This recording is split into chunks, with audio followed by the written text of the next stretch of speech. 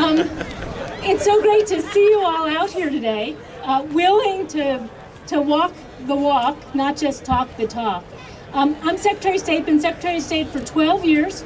I'm actually running for governor because I think we need to change the way we do things in Montpelier if we're going to create jobs and build strong communities so that you, after you go off and see the world, and other kids in Vermont can live here, work here, and have a good quality of life. And I'll tell you, the Race to Replace is really part of that.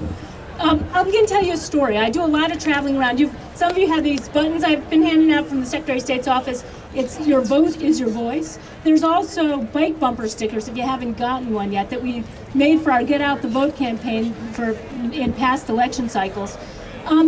I have been working with young people now for 12 years to help you understand, and you obviously all understand it, that you have power to make change if you choose to take it.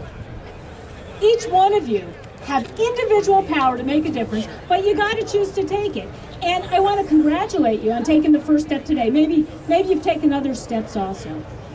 I've been giving this message for 12 years. I was down in Brattleboro at the high school there. Now, Brattleboro is the high school that's kind of near Vernon, the power plant. And one of the kids there, this was now about 6 months ago, and one of the kids there raised their hand and said, "Hey, I've got a question about Vermont Yankee. It's not safe.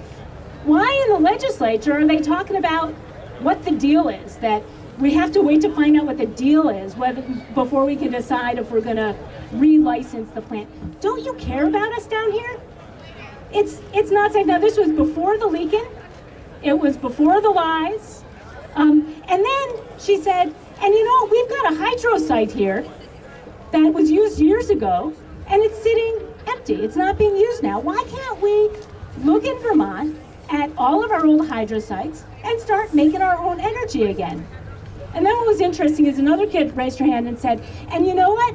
Everyone's telling us all the time about how we have to eat healthy, and yet when you go to our cafeteria, it's all this like packaged fried foods and junk.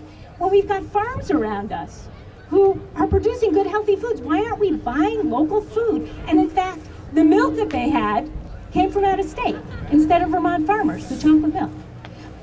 When I'm talking about we got to create jobs and we've got to build strong communities, what I'm talking about is local renewable energy, but also let's rethink our communities. How can we think to a future? It's like a creative relocalization. Let's imagine a future where you can walk to work. You don't have to get in your car. Where when we build a development, it's on the edge of the village with sidewalks and bike paths. Let's imagine a future where we've got local food systems, so we're growing what we eat. Wouldn't that be great? What about arts? We've got lots of art. So I see your goal of local renewable energy as being part of a much bigger vision for the state. But let's get back to local renewable energy. You know, that girl in Brattleboro High School was right. I'm for safety first. I'm a mom, 3 kids. That's been a rule in my house. Safety first. And so I actually, starting months before the legislature voted, I came out and said, look, safety first. Vermont Yankee's not safe. Let's close it down. But let's have a plan. It is irresponsible to close a plant without thinking about all the workers there. It's going to have a real impact in the southern part of Vermont.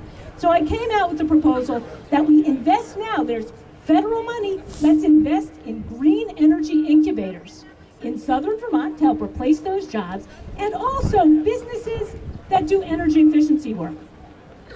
Susan Bartlett talked about how our energy efficiency utility leads the country, but you know how much they actually achieve?